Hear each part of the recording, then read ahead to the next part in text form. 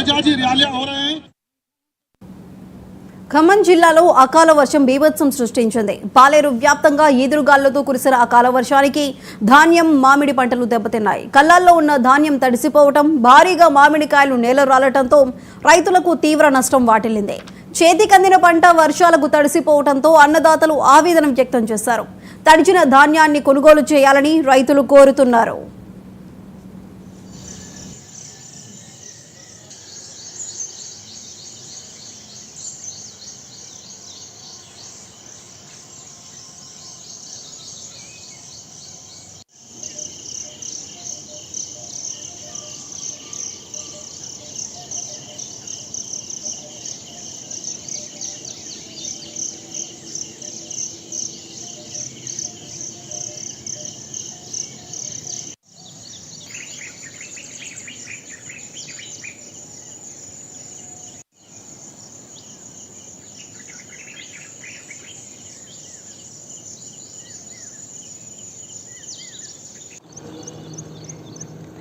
కొంచెం